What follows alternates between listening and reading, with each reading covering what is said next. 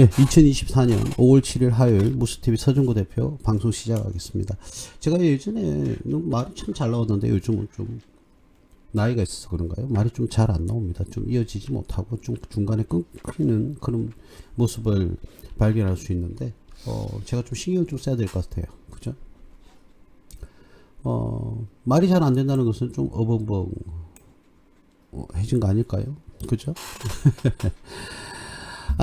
예, 오늘은 코스피가 자그마치 57.73포인트 2.16%는 올랐습니다. 코스피가. 자, 이제 뭐 거의 뭐 저항선에 다 온 것 같죠. 이제 뭐 이번 주 내일이나 모레쯤까지는 상승세를 지속하다가 2760원대를 코스피가 돌파할지 못할지는 지켜봐야 될 것 같아요. 자, 그래서 지금쯤 들어가는 건 조금 다소 무리가 있는데 이걸 2760을 넘지 못하면 트라이앵글에 좀 위배가 되는데 말이죠. 그거는 알 수 없죠. 조금 과부하가 걸린 시점이긴 합니다만 전 세계적인 경제 그리고 특히 미국 경제 그리고 전쟁 등의 어떤 여파로 인해서 코스피가 크게 상승하지 못하고 좀 주춤주춤거리는 그런 모습을 보였는데 오늘은 오랜만에 조금 상승을 많이 하는 그런 모습을 보여서 다행입니다. 한 2000 일단 제가 말씀을 잘못 드렸네요. 그죠? 2600이 아니고, 그죠? 2760, 그죠? 2760대를 돌파할 수 있을지를 여러분들이 잘 지켜봐야 될 것 같아요. 전고점을. 자, 트라이앵글에 위배되지 않으려면 최소한 2800대까지는 상승을 해야 되는데, 과연 그 금액까지 돌파를 할 수 있을지 한번 기다려 보도록 하겠습니다. 근데 2800원대가 되면 좀 다소 위험한 자리가 되겠죠. 그때는 잠시, 현금을 보유하고 있는, 계신 분은 조금 그냥 자제를 하는 투자를 조금 자제를 하는 그런 시점이 되어도 괜찮다라는 말씀 좀 드리겠습니다. 어차피 우리는 복리 효과를 얻으려면은 어차피 우리는 손실을 억제시켜야 됩니다. 그죠? 끊임없이 이익을 단 1%, 0.1%라도 이익으로 가져갈 수 있는 그런 투자 방식이 반드시 여러분들한테 함께 해야 되고요. 그래야만이 복리 효과를 누리고 경제적인 자유를 얻게 되는 겁니다. 많은 사람들이 이야기를 합니다. 경제적 자유를 얻고 싶다. 그런데 그러한 경제적 자유를 얻고 싶은데 과연 수많은 ETF나 ETN 그리고 투자 금융 상품 CP 또는 뭐 RP 또는 CMA, MMF 등등의 채권 또 뭐 제가 절대로 근접하지 말라고 하는 선물이나 옵션 뭐 이런 여러 가지 투자 상품들이 많이 있습니다. 그것뿐만 아니라 부동산, 뭐 공경매라든지 공매, 경매, 뭐 각각의 부산의 대한민국 법원의 어떤 뭐 공매 이러한 여러 가지의 투자를 할 수 있는 여건이 있어요. 그것뿐만 아니라 미국 뭐 다우지수라든지 일본 니케이라든지 중국의 뭐 항생 상해지수, 심신지수 등등 투자처는 너무 많아요. 많은데 여러분들이 어떻게 해야 그 올바른 투자를 할 수 있을까라는 것은 선택과 집중은 여러분들의 몫입니다. 그래서 끊임없이 우리는 귀와 눈을 열어놔야 된다. 그리고 귀로 들어서 모든 걸 판단하려고 하지 마시고요. 직접 눈으로 확인을 해서 여러분들이 투자 의사결정을 해야 됩니다. 많은 사람들이 주변에 이야기만 듣고 투자를 하는 경우가 너무 많잖아요. 그죠? 근데 여러분들이 직접 눈으로 확인을 하시고 투자 의사결정은 하셔야 된다라는 부분 한 번 더 제가 말씀을 좀 드리고 싶습니다. 자, 오늘은 일단 코스피가 이쁘게 상승을 잘 했고요. 그리고 코스닥을 한번 보겠습니다. 코스닥도 나름 5.67%, 0.66%가 오르긴 했어도, 일단 오른 거는 똑같다. 그죠? 코스피에 비해서 코스닥의 분발이 조금 부족한 그런 모습을 좀 보여줍니다. 물론 뭐, 나중에는 또 뭐, 코스닥이 더욱더 상승하는 그런 모습을 보이겠죠. 항상 코스피 형님이 먼저 가시고, 그 다음 동생인 코스닥, 그리고 코넥스 등등이 따라가는 그런 상황을 보여주고 있습니다. 어떤 부분이든지 그 국가의 어떤 특정 업종이 잘 가게 되면요. 형님부터 가죠. 형님부터 가고 동생 가고 그죠? 그 다음에 애기들이 가고 그런 모습을 보입니다. 대형주가 가고 중형주가 가고 소형주는 급하니까 빨리 가고 뭐 이런 모습들을 보여줍니다. 자, 그래서 어쨌든 코스닥도 지금 뭐 오늘은 5.67포인트 0.66%가 상승하는 그런 모습을 보였습니다. 업종별로 잠시 한번 볼까요? 저는 사실 개인적으로 이런 거는 뭐 별로 보지는 않는데요. 외국인이 오늘이 많이 샀네요. 그죠? 110만. 그죠? 이 금액 단위거든요. 단위가 뭐 100만원 단위니까 수량으로 한번 볼까요? 뭐 금액 단위로 보지 말고 뭐 수량 단위로 밑에 변하는 그런 모습을 보이긴 하네요. 자, 어쨌든 오늘은 외국인이 사고요. 기관도 샀습니다. 종합적으로. 그죠? 샀고, 특히 금융투자 기관에서 많이 샀네요.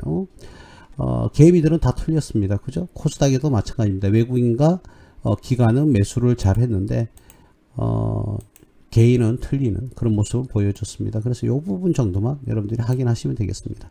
외국인은 코스피도 사고, 코스닥 사고, 기관도 코스피도 사고, 코스닥 사고. 근데 개인은 둘 다 틀리는, 그죠? 그렇게 모습을 보인 그런 하루였습니다.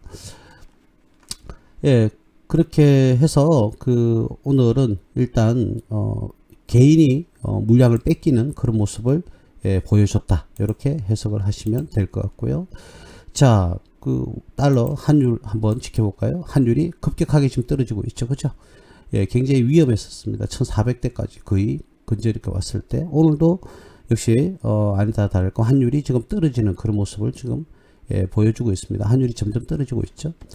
예, 환율 안정이 돼야 됩니다. 제가 기대하는 환율은요, 1200대, 1250원 기준으로 해서 왔다 갔다 하는 그런 환율이 기록됐으면 좋겠는데, 조금은 더 떨어져야 된다라는 생각을 가지고 있습니다. 그 다음 WTI 뉴욕 선물 요즘 기름값 그렇죠? 많이 내렸죠? WTI가 87달러에서 1배럴당 87달러에서 78달러까지 내려오는 엄청나게 내려오는 그런 모습을 보였습니다. 자, 지금 현재까지 조금 더 추세가 조금 더 하락하지 않을까 그런 개인적으로는 그런 생각을 하는데요. 뭐 일시적 반등 말고요. 전체적으로는 이 기름값도 잡히지 않을까, 석유값도 좀 잡히지 않을까. 근데 70달러 밑으로 떨어지면 또 오히려 세계 경제가 둔화가 되는 그런 모습을 보일 수도 있어요. 석유값이 올라간다는 것은 여러 가지 요인입니다. 전쟁으로 인해서 생산량이 줄어들어도 석유 가격이 올라가죠. 그죠? 생산량이. 공급이 줄어드니까. 반대로 수요가 많다는 것은 금방, 그만큼의 경제가 활성화가 되고 있다는 거거든요. 그래서, 공급이 떨어져서 석유값이 올라가는 것은 별로 좋지 않은 상황이에요. 근데 수요가 많아져서, 석유값이 올라가는 것은, 무조건 나쁘게만 볼 필요는 없습니다. 그래서 중립을 지키시고 오히려 호재에 가깝다 이렇게 보셔야 되는 거죠. 그래서 경제 상황과 석유값을 항상 비교해서 봐야 됩니다. 생산이 떨어진다. 예를 들어서 뭐 아랍 지역에 대내적인 전쟁이 벌어졌다. 그러면 어떻게 됩니까? 아무래도 생산량이 줄어들겠죠. 아랍 국가들에서 석유를 생산해서 수출을 해야 되는데 그러질 않고 전쟁을 하니까, 그죠? 그리고 그 나라에서도 석유가 많이 필요로 하니까 생산은 줄어들 수밖에 없어요. 그러니까 석유값은 올라갈 수밖에 없겠죠. 자, 그런 경우에는 악재에 가깝다고 보셔야 되겠고요. 전 세계 경제가 잘 돌아갔어요. 화라산같이 불이 붙었어요. 그러면 어떻게 됩니까? 제품을 생산하기 위해서는 석유가 굉장히 많이 필요로 하겠죠. 그런 상황에서 석유값이 올라가는 것은 나쁜 쪽이 아니라 좋은 쪽으로 바라봐야 된다. 이런 말씀을 좀 드리겠습니다. 그러면서 뭐 또 더욱더 수익을 창출을 많이 하기 위해서 석유 생산량을 더 늘리겠죠. 그래 되면, 그죠? 그런 상황은 굉장히 뭐 좋은 상황이다. 이렇게 봐야 됩니다. 물론 뭐 이 석유를 가지고 러시아라든지 사우디아라비아 그리고 뭐 지금 현재 생산이 진행이 이제 판매가 이루어지고 있는지는 모르겠습니다만 베네수엘라 전 세계 석유 매장량 1위는 베네수엘라죠. 전 세계 석유 매장량의 17%가 베네수엘라가 있고 16%가 사우디아라비아 뭐 이런 그 외 기타 나라에 이렇게 보유를 하고 있다. 이렇게 이야기를 하고 있죠. 자, 그래서 뭐 베네수엘라 그 지역은 어찌 됐는지 지금 현재 상황은 잘 모르겠습니다만 뭐 미국에서는 이제 풀어준다 이런 얘기를 하고 있었지만 지금 이 상황에서는 어떻게 되는지는 잘 모르겠습니다. 자, 어쨌든 석유값도 이제 안정권으로 점점 떨어지고 있네요. 70배럴당 70달러 정도 수준에서 조금 더 떨어지면 한 65 정도 그 정도에서 좀 머무르면 좋지 않을까 그런 생각이 듭니다. 조금 더 떨어졌으면 좋겠어요. 개인적인 생각입니다. 자, 오늘은 여러분들과 뭘 할 거냐면요, 일자리 관련주에 대해서 말씀을 드릴 건데요. 갑자기 왜 일자리 관련주를 들고 왔느냐 이렇게 의아하게 생각을 하실 수가 있는데, 이 일자리 관련주는요, 이제는 우리가 3년 후에는요 대선이 이루어집니다. 3년 후에는 벌써 윤석열 대통령이 지금 임기가 2년이 지났고요. 이제 3년 후에는 대선이 이루어집니다. 근데 늘 이 대선 때는요 국민들에 대한 경제적인 부분에 대해서 강조를 많이 하죠. 모든 후보가. 자, 그래 되면 항상 말이 나오는 게 일자리 관련한 이야기가 나옵니다. 예, 그래서 가져온 것도 있지만은 이 일자리 관련주가 소외되어 있었어요. 그동안 소외되어 있어서 이제는 바닥권을 형성할 가능성이 굉장히 높다. 그래서 제가 이 시점에는 일자리 관련주를 여러분들에게 이야기를 한번 드려야 되겠다는 생각으로 오늘 일자리 관련주에 대해서 이야기를 좀 할까 이런 마음을 먹고요. 여러분들과 함께 하고 있습니다. 자, 맨 처음 DSC 인베스트먼트, 인베스트먼트 투자라는 뭐 소리죠.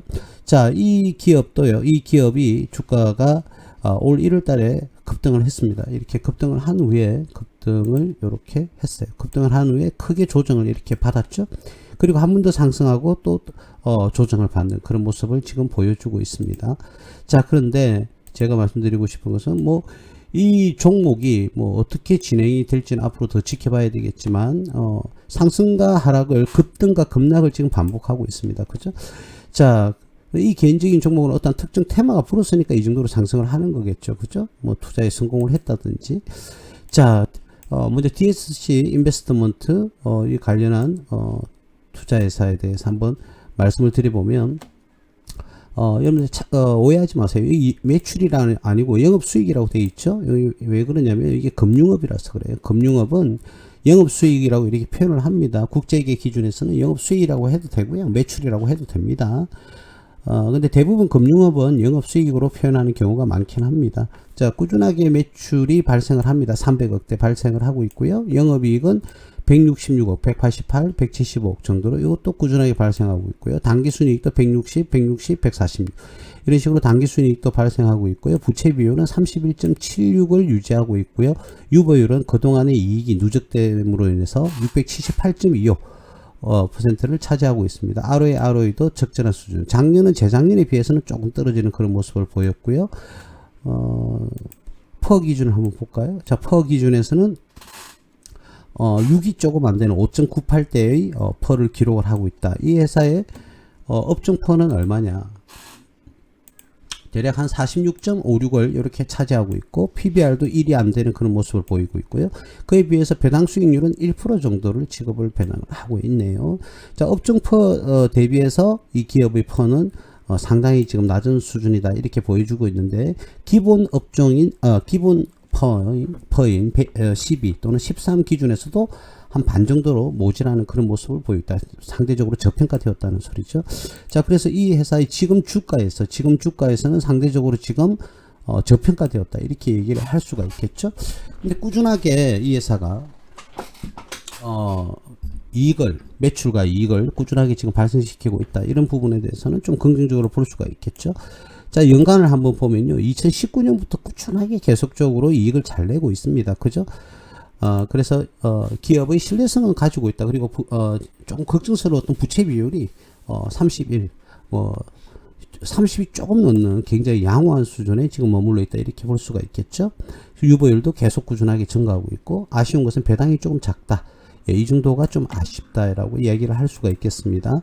자, 그런 차트에서도요, 급등과 급락을 지금 반복을 하고 있습니다. 지금 이 시점에서는 어떻게 보면 이제는 저점을 형성했다라고 볼 수도 있을 것 같아요. 이 라인 3,600원대가 거의 뭐 저점을 형성한 그런 가격대가 아니냐, 이렇게 제 개인적인 견해는 그렇습니다. 그래서 여러분들이 가급적 이러한 종목은요, 행여나 나중에 말이죠, 이 기업의 테마로 인해서 주가가 상승할 수도 있겠지만은 대선주 관련 테마로서도 상승할 수 있는 그런 충분한 가능성 확률을 가지고 있기 때문에 제가 이걸 지금 정리를 하고 있습니다.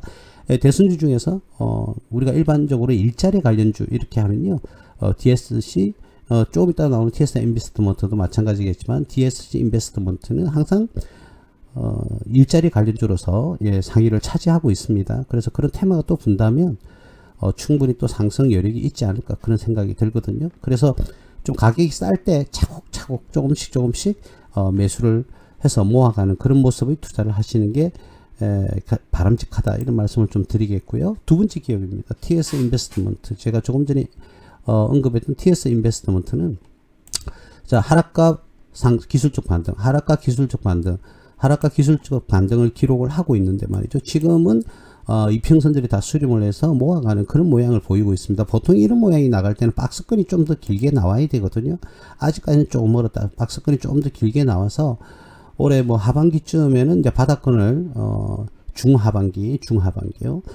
바닥권을 형성하지 않을까 그런 생각이 듭니다. 예, 그런데 그때쯤이면 이평선이 수렴을 하면서 차곡차곡 지금도 뭐 크게 나쁘지는 않는데요. 종목을 수량을 모아가는 그런 투자식의 투자 방법을 고수를 한다 그러면 여러분 나름대로의 실적이 좋고요. 그리고 행여나 대선 테마주로서 엮이게 되면 상승할 가능성이 굉장히 큰 수익을 기대할 수도 있다. 이렇게 말씀을 드리겠네요.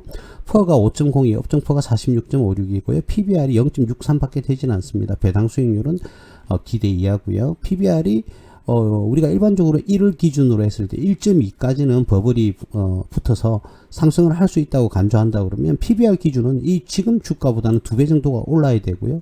퍼 기준에서는 9배 정도가 올라야 되는데 기본 퍼인 12나 13을 두더라도 2배는 상승을 해야 되는 그런 지금 자리에 있습니다.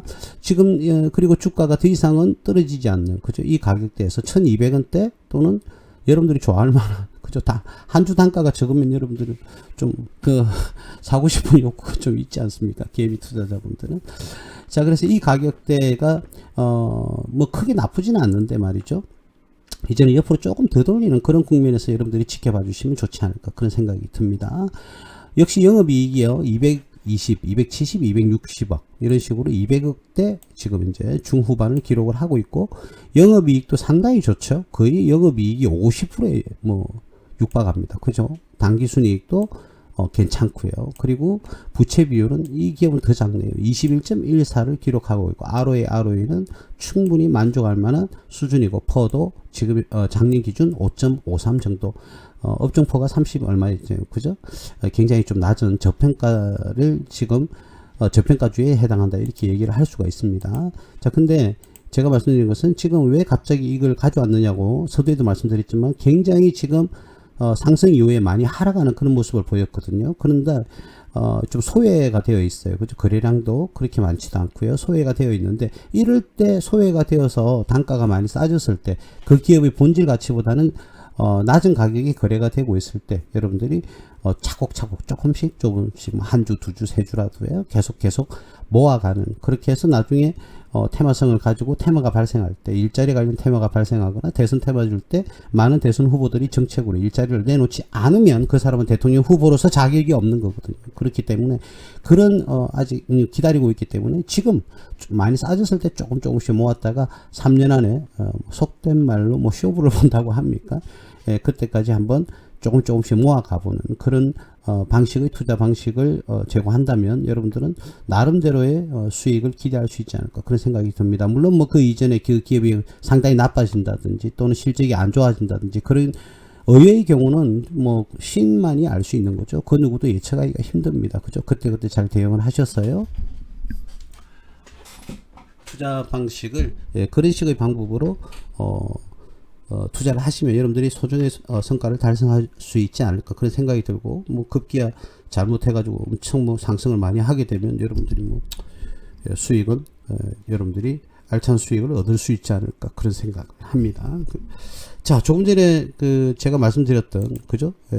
DSG 인베스트먼트 그리고 TS 인베스트먼트 이 두 종목은 일자리 관련주로서 굉장히 조금 인기도가 높았던 그런 종목입니다. 많은 수익을 냈던 그런 종목이니까 다시 한 번 더 이제 3년 정도 남았으니까 지금부터 따박따박 모아가는 그런 투자의 방식을 한다면 소정의 목적을 달성할 수 있다. 그리고 큰 수익도 뭐 날 가능성은 충분히 있죠. 물론 대선주에 편성이 된다는 보장하에요. 그런데 어느 대선 후보든지 한 번 더 말씀드리지만 일자리 관련한 정책을 가지고 나오지 않는다면 그 사람은 대통령으로서 자격이 없는 거죠. 예, 그런 의미에서 제가 일자리 관련주를 한 번 더 점거를 하고 있습니다.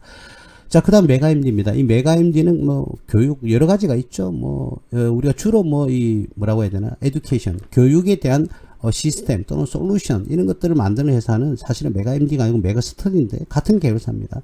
메가MD의 최대 주주가 메가스터디거든요. 자, 그래서 메가MD가 어마어마하게 이렇게 파동을 많이 일으키죠. 그죠? 자, 근데 이 기업이 지금 가격은 뭐 싼 가격이냐 비싼 가격이냐라는 의사결정을 하기가 힘든 게 작년에 아마 손실이 난 걸로 제가 알고 있어요. 그렇죠? 예, 작년에 영업 손실을 기록을 하고 단기순 손실 매출이 완전히 2분의 1로 줄어들었어요. 그래서 저는 개인적으로요 조금 느리게 움직이지만 메가스터디를 더 뭐 이야기를 많이 합니다. 제 같은 경우에는 퍼가 나오진 않는데 그 이전의 퍼도 29.30 뭐 이런 식으로 나왔거든요. 근데 이 회사의 업종 퍼가 자체가 지금 현재 없어요. 메가MD가 없고 PBR은 1 이하이고 그죠? 예, 그렇게 볼 수가 있는데 여기 보시면 주주가 예, 그래요. 메가스터디입니다. 메가스터디의 자회사라고 이렇게 얘기를 할 수가 있겠죠. 그죠? 그냥 일반적인 이야기로요. 자, 그래서 메가스터디인데 이 회사가 작년에 매출이 엄청 줄어들면서, 물론 메가스터디도 좀 줄어들었습니다만, 손실을 기록을 하게 됩니다. 그래서 이 회사의 마지노선은 기본 최소 매출이 550억대는 나와야 이 기업은 존속 가능성이 좀 있다. 이렇게 볼 수가 있거든요. 근데 뭐 그 이전에 한번 실적을 여러분들 보시면요. 2020년, 21년, 22년 계속적으로 이익을 잘 내왔거든요. 근데 매출이 어마어마하게 지금 줄어들었거든요. 이런 부분은 제가 굉장히 거슬리는 내용입니다. 매출이 반 이상 떨어졌다는 것은 그 회사의 나름대로의 지금 위기나 문제가 심각하게 발생했다고 저는 개인적으로 보수적으로 그렇게 판단을 하거든요. 그래서 여러분들한테 이 파동, 테마성이 굉장히 강한 기업이지만 여러분들이 투자를 제가 이거는 하는 게 좋겠다 한번 고려해봐라 라고 말하기에는 굉장히 힘든 종목입니다. 제한테는 그래요. 근데 여러분들은 테마성은 강하기 때문에 그때그때 단기 투자로서 수익을 내는 데는 크게 문제는 없다. 그러나 이 기업이 재무제표 분석 차원에서 본다 그러면 갑자기 매출이 반 이상 줄었다? 그럼 저는 이런 기업에는 투자하지 않습니다. 예, 그래서 이와 같이 보시는 화면과 같이 2019년부터 시작을 했어요. 2021년 연말까지인데요. 파동이 어마어마하게 일어났죠. 테마성은 강합니다. 테마성은 강한데 안정성은 이제는 작년까지만 해도 안정성을 확보를 했지만 올해는 2023년 기준, 재작년까지요. 근데 작년 기준에서는 2023년 기준에서는 매출이 반 이상 줄어들었다. 제가 이익은 좀 줄어들어도 이해는 할 수 있어요. 그건 안정성을 가지고 있다고 볼 수가 있는데 매출이 반 이상 줄어가지고 손실로 기록됐다. 이거는 제가 용납하기가 좀 힘들거든요. 보수적인 관점에서. 그래서 여러분들에게 제가 종목을 분석하고 전달하는 입장인 저 입장에서는 이런 종목은 매출이 일단 반 이상 줄어든 종목, 다른 건 좋아도요. 매출이 반 이상 줄어든 기업은 제가 추천하기는 조금 난해하다, 힘들다 이렇게 말씀을 드릴 수가 있겠습니다. 여러분들은 그렇다고 해서 이 회사는 안 된다 이런 말씀을 드리지는 않았습니다. 단지 여러분들이 그 부분을 잘 참고해서 투자 의사결정을 하시기를 제가 바랍니다. 자, 그래서 지금은 당연히 그냥 이 회사가 안전하다 그러면 지금은 저점을 기록을 할 때가 맞죠. 그래서 투자를 충분히 고려해도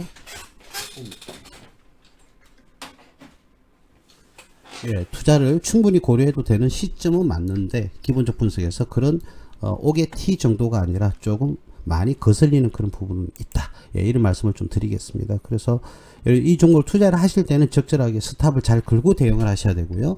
목표 수익에 달성했을 때는 여러분들이 너무 오래 끌고 가지는 마시고 스탑을 걸면서 주가가 이렇게 막 상승을 하잖아요. 주가가 막 상승을 하면 스탑을 스탑 떨어지면 자동으로 팔리는 그런 기능을 이용을 해서 올라가면 스탑을 계속 올려주는 그죠. 그래서 꼭대기에서 떨어지면은 요 부분에서 스탑 걸린 가격에서 매도가 될 수 있는 그런 방식을 반드시 하셔야 된다는 거 한 번 더 강조하고요. 그 다음 종목을 보면요. 이 메가MD의 모회사 격이라고 볼 수 있죠.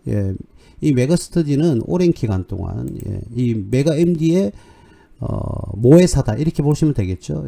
오랜 기간 동안 이 박스권에서 움직이고 있습니다. 그리고 지금 현재는 다시 그 박스권 안에서 또 박스권을 이렇게 만들어 가고 있는 그런 실정이거든요.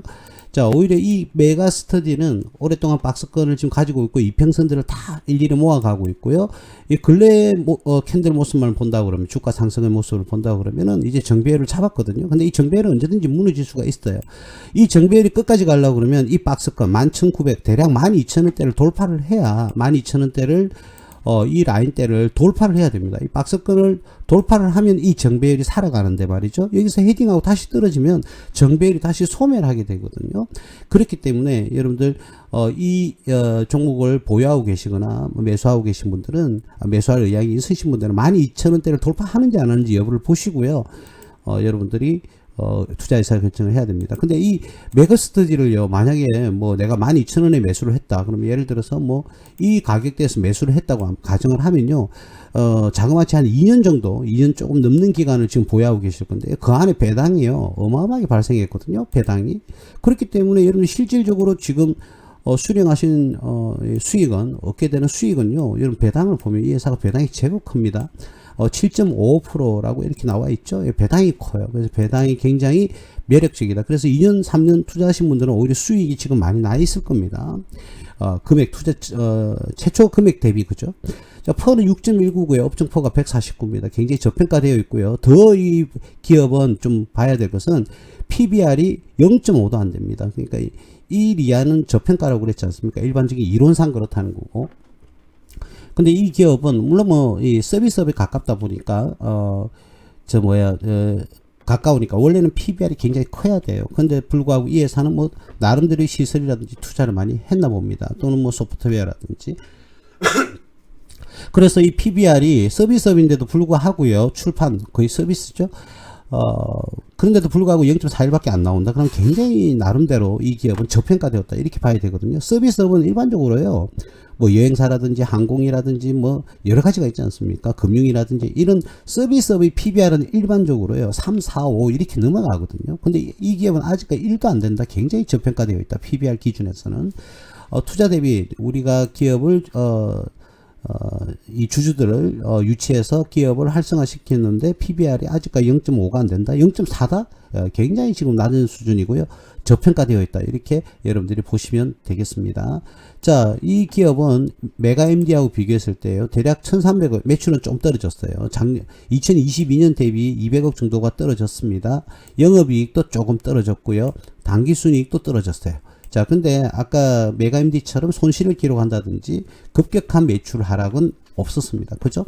자, 이런 차원에 봤을 때 더욱더 듬직하고 좀 묵직한 기업은 메가스터디다. 자, 그러나 아까 가격대를 말씀드렸습니다. 12,000원대를 돌파를 하게 되면 이 기업은 이제 본격적으로 정배율로 주가가 상승할 수 있는 가능성이 굉장히 높아지는데 그 여부를 여러분들이 꼭 확인을 하시고 투자 의사결정을 하셔야 됩니다. 퍼는 6이 조금 안 되는 작년 기준 5.99, 6 정도의 퍼를 기록하고 있다. 이 퍼 기준에서도 굉장히 저평가가 되었죠.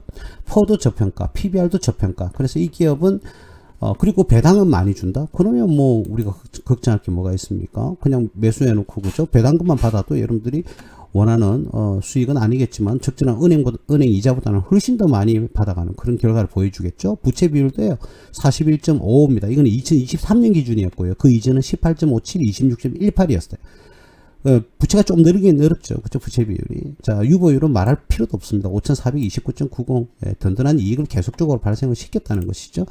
자, 그래서 제 개인적으로는요, 여러분들이 뭐 급등, 급락, 뭐 이런 스릴을 좋아하시는 분들은 메가MD가 더 좋을 수 있으나, 정상적인 그냥 그 이론에서 투자를 하시는 분들은 재무제표 분석과 기업가치 분석을 기본으로 한 투자를 하신다고 그러면, 메가MD보다는 메가스터디가 훨씬 낫다. 이렇게 볼 수가 있겠죠. 2019년 때도 연말 코로나 이제 발생을 했죠. 실질적으로 2020년 3월 27일부터 이제 주가가 바닥을 찍고 올라가기 시작을 했는데 이익은 골고루 냈습니다. 근데 매출이 조금 이익이 조금 떨어지는 부분은 조금 마음에 걸리지만 크게 문제 없는 그런 기업이다. 이렇게 얘기를 할 수가 있겠습니다. 퍼도 낮은 수준, PBR도 지금 저평가되어 있는 그런 수준입니다. 제가 오늘 말이 좀 빠르죠. 저도 모르게 그만 죄송합니다. 나도 모르게 오늘 말이 좀 빨라졌네요. 혹시 너무 빨라가지고 좀 못 따라오시는 분 나중에 유튜브 올리시면 한 번 더 정치하시기 바랍니다. 자, 그리고요 한 번 더 우리가 짚어야 될 것이 뭐냐면 제가 12,000원대라고 그랬는데 이 기업은 나름대로의 이 이제 트라이앵글을 만들고 있어요. 그죠? 트라이앵글을 지금 이렇게 만들어 나가고 있거든요. 그래서 트라이앵글의 꼭지점이 지금 다가오고 있는데 이 트라이앵글이 어디서 발생했느냐? 하단, 박스권 하단에서 발생했다. 자, 이 트라이앵글은 뭐 나쁘지 않은 트라이앵글이거든요. 저는 그런데 이러한 트라이앵글이 만약에 이러한 트라이앵글이 발생한 이 트라이앵글이 뭐 요 위에서 발생했다. 주가가 그 이전에 어떻게 해요? 막 이렇게 급등을 해가지고 뭐 이렇게 급등을 해가지고 여기서 트라이앵글이 발생했다. 그러면 이 같은 경우에는 매수보다는 매도 타임이 될 것이고요. 이 하락권, 바닥권에서 어떻게 해요? 박스권을 만들면서 옆으로 돌리면서 어떻게 트라이앵글을 만든다. 이거는 뭐 아무래도 확률적으로는 어떻게 해요? 상승할 가능성이 더 높다. 이렇게 얘기를 할 수가 있을 겁니다. 그래서 이 트라이앵글은 괜찮은 트라이앵글이다. 뭐 물론 급등과 급락이 이 종목도 윗꼬리를 많이 만들면서 그죠?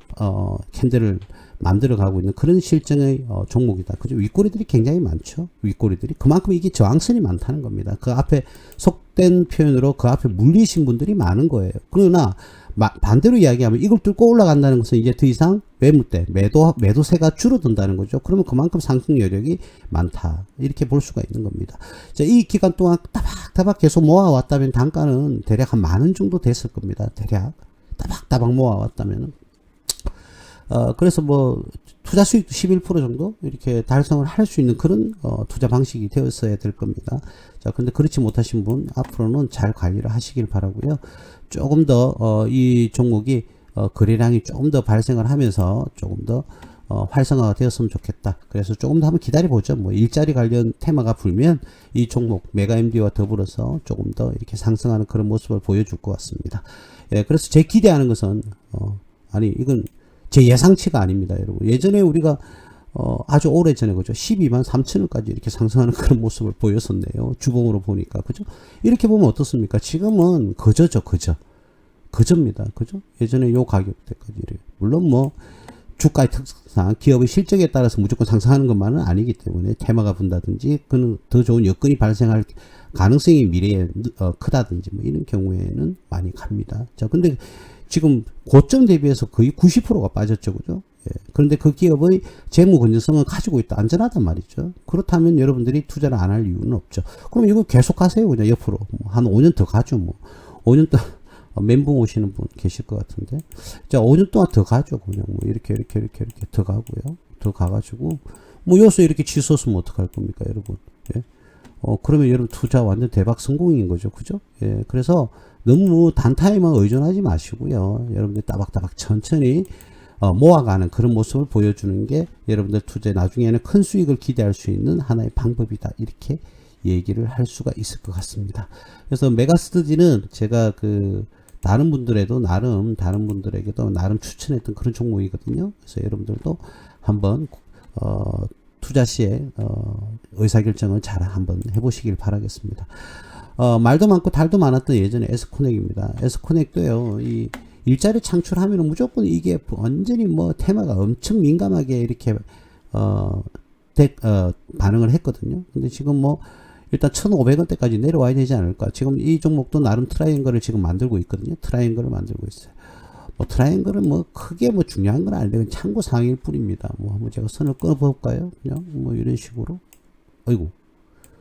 이 화면이 조금 느리네요. 그죠? 이런 식으로 트라이앵글이 발생하고 있다. 그죠? 자, 그런데 이 트라이앵글이 고점이냐 저점이냐 했을 때는 이렇게 나름 올랐다가 옆으로 돌리면 전체적인 이 화면에서는 나름 뭡니까? 저점이라고 이렇게 볼 수가 있죠. 그죠? 예. 그래서 그러나 오게티가 여기에 있는 뭐 갭이 하나 있어. 1525원대 갭이 하나 있는데 이 부분을 무시하고 갈지 아니면 메우고 갈지는 한번 지켜봐야 될 것 같습니다. 자, 기업이 어느 식으로 재무 건전성을 가지고 있느냐. 자, 한번 따져보겠습니다. 자, 이 기업은요, 2021년 1,800억, 2022년에 2,000억, 그리고 2023년에는 2,700억, 매출이 많이 상승했어요. 영업이익이 그래서 이거 난 700억이 늘었거든요. 2022년 대비 2023년에 700억이 늘었는데, 이익은요, 22억, 영업이익은 22억밖에 안 늘었고요. 오히려 당기순이익은 손실을 기록하게 됩니다.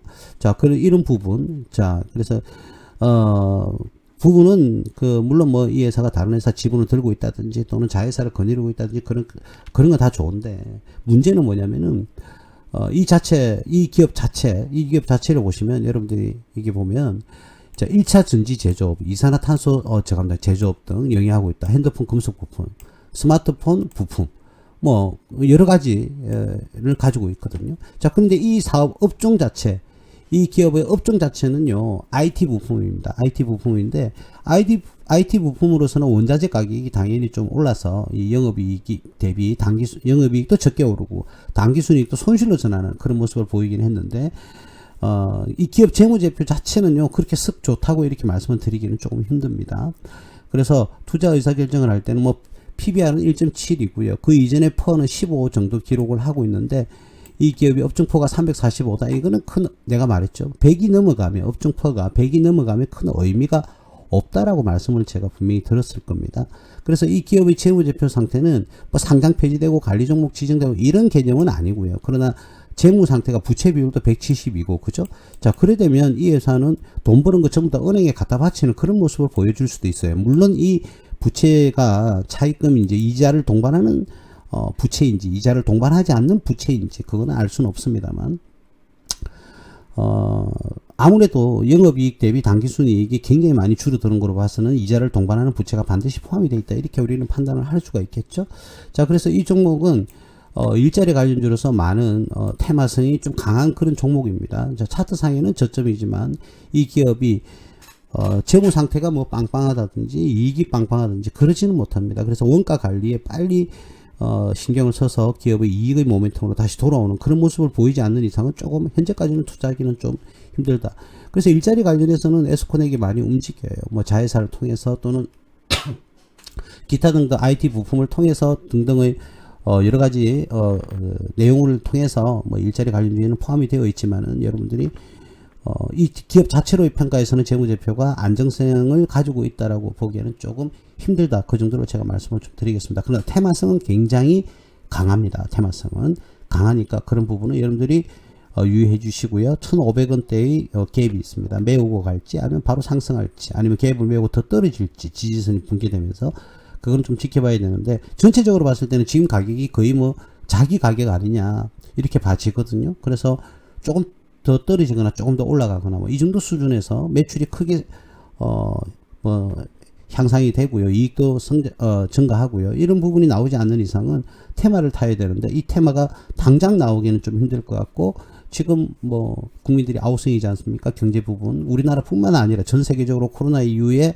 인플레이션 때문에 그리고 미국의 금리 인상으로 인해서 전 세계가 경제가 힘든 겁니다. 우리나라만 힘든 게 아닙니다. 그러나 우리나라가 작년에 기업의 평가에서는요, 우리나라가 세계 1위로서요, 인플레이션을 방어한 국가로서 선정이 됐습니다, 여러분. 그래서 자꾸 여러분들 일상만 보지 마시고, 그죠? 전체적인 그림을 좀 보시고 판단하셔서, 물론 힘들지만 잘 버텨나가시기를 바라봅니다.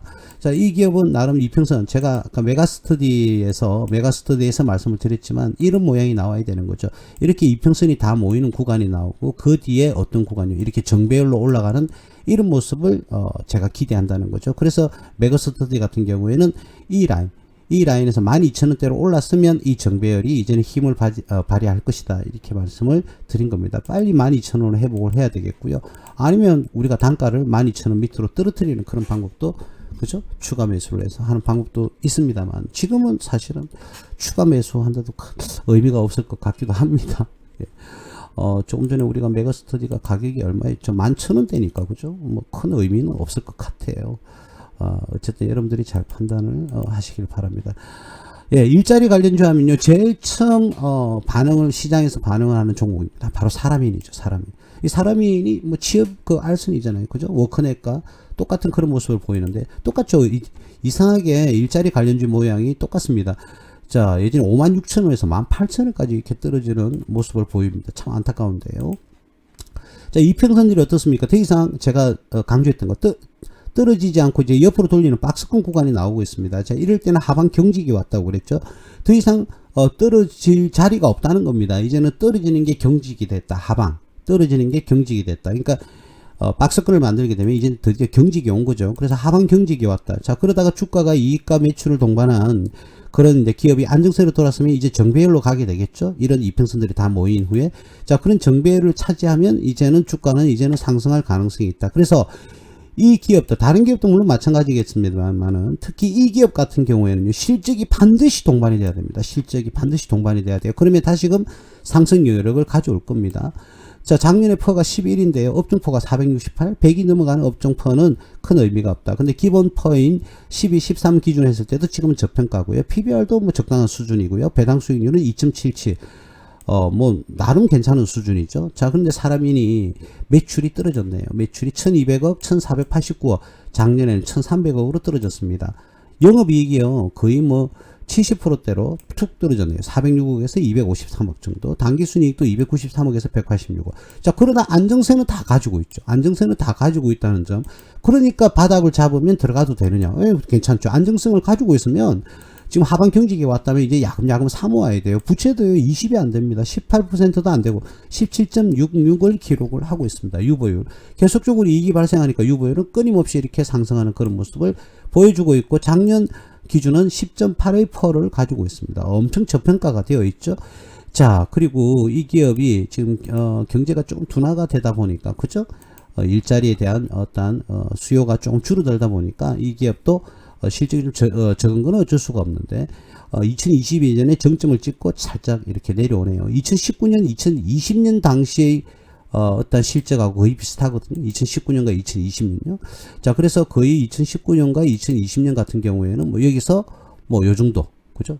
자, 그래서 요 하방을 보면 거의 지금 가격과 거의 비슷하죠, 그죠? 예, 그래서 다시금 이 기업은 또 경제가 조금 좋아지고 금리가 인하가 되면서 경제가 좋아져서 일자리 창출이 많이 되고 또는 많은 사람들이 근로활동이나 또는 자영업을 이제 다시금 부활의 시간이 온다 그러면 이 기업은 주가가 당연히 상승할 수밖에 없다. 그러면 그 시점에 대해서 이 기업의 지금 가격은 굉장히 저평가되어 있다. 이렇게 봐야 되겠죠. 그래서 여러분들 기업이 좋은데도 불구하고 주가가 굉장히 많이 하락해서 하락을 했다. 그런데 그 하락한 종목이 하방 경직을 가져왔다. 그러면 그때는 여러분들이 자신이 있다면 기업의 안정성을 가지고 있다면 그리고 여러분들이 나름대로 합리적인 의사결정을 할 수 있다면 따박따박 한 주 두 주씩 계속 사모아가서 여러분들이 나중에 시세가 불출할 때는 매출이 상승하고 영업이익과 당기순이익 그리고 ROA 부채비율 유보율 등의 실적이 좋은 어떤 재무지표를 가지고 온다고 그러면 여러분들이 투자를 안 할 이유는 전혀 없습니다.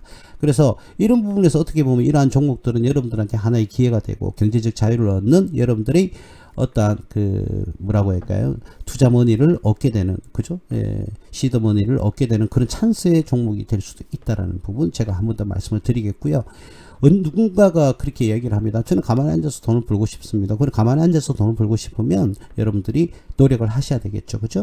자, 제가 금방 말씀드렸던 이런 투자 기법을 가지고요. 기업은 좋지만 주가가 많이 하락해서 하락을 했다. 자, 그럼 그 하락한다고 해서 무조건 덥석 사는 것이 아니라 하방 경직이 왔을 때까지 기다려줘야 된다는 거죠. 하방 경직은 뭐냐?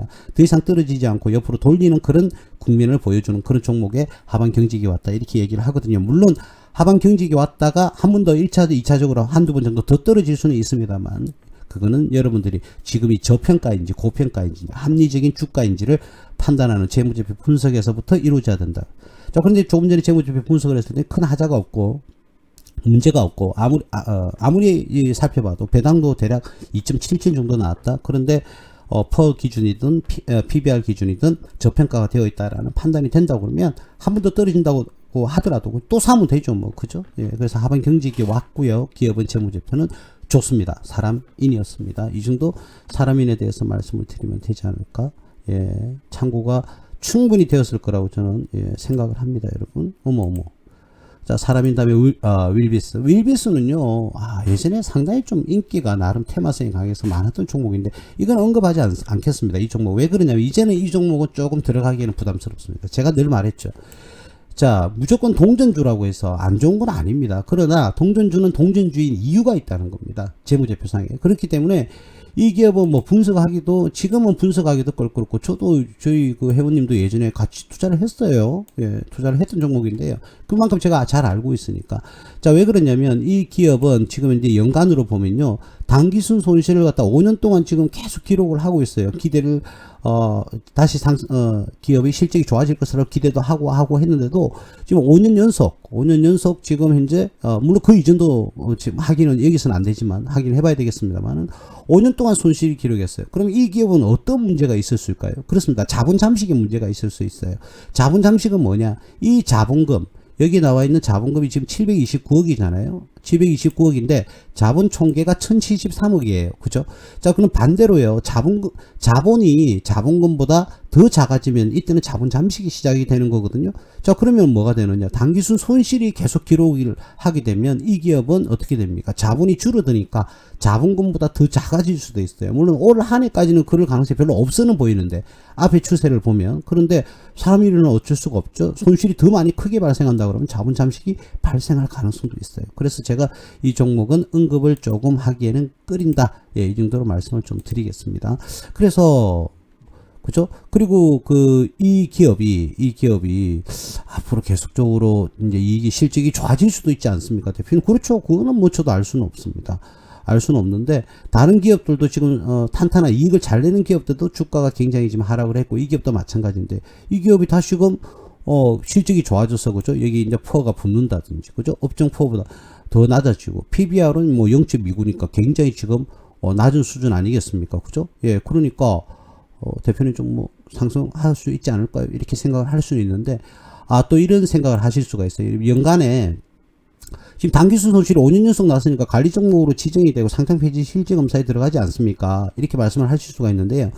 자, 이게 뭐 코스피 종목이거든요. 코스피 종목. 근데 일단 코스피 종목은 그 해당 사항이 없어요. 코스닥이 그게 해당 사항이 있는데, 어떠냐면 코스닥 기업 같은 경우는 여기 보면 연결이 아니고 별도 재무제표라고 돼 있죠. 연결 재무제표가 아니라 별도 재무제표 기준으로 해서 영업 이익 있죠. 영업이익 요거 단기순이익으로 하는 게 아니라 영업이익이 손실이 4년 연속 기록이 되면요, 일단 관리 종목으로 지정이 되고 5년 연속 어떻게 해요?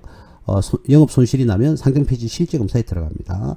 코스닥 기업 연결 재무제표가 아니라 별도 재무제표 기준으로 영업이익이 아니라 영업 손실이 4년 연속 되면 뭐라고요? 예, 관리 종목 지정. 그리고 5년 연속 되면 상장폐지 실질 검사에 들어갑니다. 근데 이게 뭐 코스피이기도 하고요. 별도 재무제표 기준 4년 동안 계속 이익을 냈죠. 그렇기 때문에 해당 사항은 그 기준에서의 해당 사항은 없습니다. 다른 기준은 뭐 있을 수도 있겠지만, 그래서 이 실적 가지고 상장폐지나 관리 종목을 지정되기에는 좀 무리가 있는 그런 종목이다. 예, 이렇게 말씀드릴 수가 있겠습니다. 그러나 이 기업은 1, 2년 정도 더, 예, 예를 들어서 뭐 그 손실을 기록하면 조금 부담스러운 그런 기업이라고 이렇게, 예, 볼 수가 있겠죠. 그래서 윌비스는 조금 투자하기에는 조금 억제가 돼야 되지 않겠나, 예, 그렇게 봐집니다. 그렇다고 해서 이 종목 가지고 계신 주주님들 너무 화내지 마시고, 다시 뭐 테마가 불어서 상승하는 요런 테마가 불었잖아요. 상한가도 가고 했잖아요. 그죠? 올해 작년 11월 경에요. 자, 이런 것도 기대할 수 있기 때문에 너무 속상해는 하지 마시고, 그냥 막 기술적 분석만 본다 그러면 지금은 바닥권이 맞습니다. 기술적 분석만 본다면요. 그런데 이평선도 완전 중구난방입니다.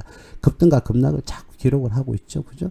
그래서 이 자리가 지지선은 맞는데, 반대로 말하면 이 자리가 붕괴가 되면 조금 위험한 그런 주가의 모습을 보이지 않을까, 그런 생각을 합니다. 예.